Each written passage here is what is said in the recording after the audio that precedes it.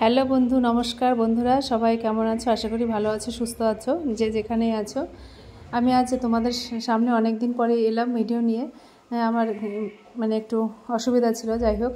এবার আমি এই মাছ নিয়েছি, আজকে আমি ট্যাংরা মাছ রান্না করব। নদীর ট্যাংরা, দেখো বড় বড় ট্যাংরা মাছ। এই ট্যাংরাগুলো তো খেতে খুবই সুস্বাদু। আর এখানে নিয়েছি কিছুটা মশলা, মানে নিয়েছি এখানে 6টা মাছ নিয়েছি। আর এখানে নিয়েছি 2 চামচের মতো সর্ষে বাটা, আর 4-5টা কাঁচা লঙ্কা আর কি। আর একটু নিয়েছি দই, টক দই। আর এখানে নিয়েছি 5 ফোড়ন। এই রান্নাটা করতে কিন্তু আর কিছুই লাগবে না সেরকম, একদমই মানে সিম্পল রান্না, কিন্তু খেতে কিন্তু সত্যি খুবই সুস্বাদু হয়, খেতে কিন্তু খুবই দারুণ হয়। এবার আমি নুন হলুদ মেখে রেখে দিয়েছি মাছটা। এবার আমি মশলাটা একটু রেডি করব। সর্ষে বাটা, লঙ্কা বাটার মধ্যে দইটা দিয়ে আর একটু হলুদ দিয়েছি পরিমাণ মতো, দিয়ে আর একটু নুন দেব। নুন দিয়ে আমি ভালো করে চামচ দিয়ে ফেটিয়ে রাখবো এই মশলাটা।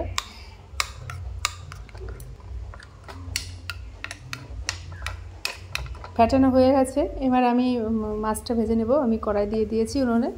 এবার আমি তেল দিলাম, কড়াই গরম হলে এবার আমি মাছটা ভেজে নেব। এই ট্যাংরা মাছ ভাজতে কিন্তু খুবই ফোটায়, তাই না? তোমরা সবাই যারা ট্যাংরা মাছ ভাজো আর কি, তোমরা তো নিশ্চয়ই জানো। ঢেকে ঢেকে ভাজতে হয়, ভীষণই মানে তেল ছিটায়, গায়ে পড়লে ফুসকে পড়ে যায়। যাই হোক, আমার ভাজা হয়ে গেছে মাছগুলো। এবার আমি কড়াইতে একটু তেল দেব, পরিমাণটা একটু কমে গেছে তেলের, আর একটু তেল দেব।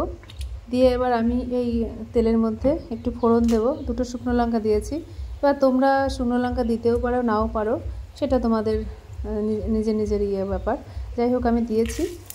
এবার সেই 5 ফোড়নগুলো আমি দিয়ে দিলাম।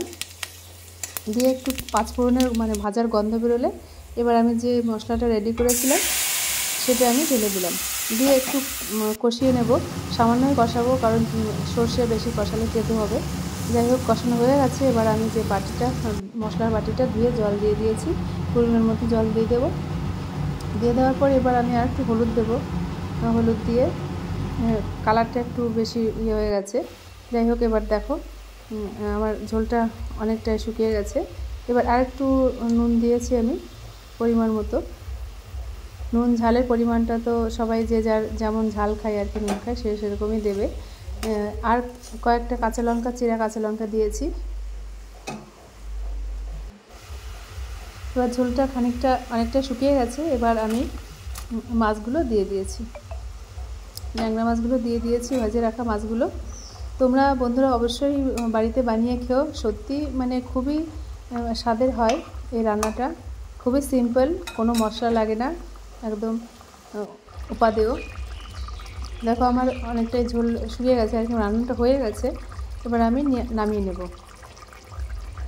তোমরা চাইলে ধনেপাতাও দিতে পারো, যে পছন্দ করো। আমার রান্নাটা হয়ে গেছে। তোমাদের কেমন লাগলো আমার রান্নাটা অবশ্যই জানিও, কমেন্ট করো। আর আমার ভিডিওটা ভালো লাগলে শেয়ার করো। আর অবশ্যই আমার পাশে দেখো, আমিও আছি তোমাদের পাশে। সবাই ভালো থেকো, সুস্থ থেকো। আবার দেখো।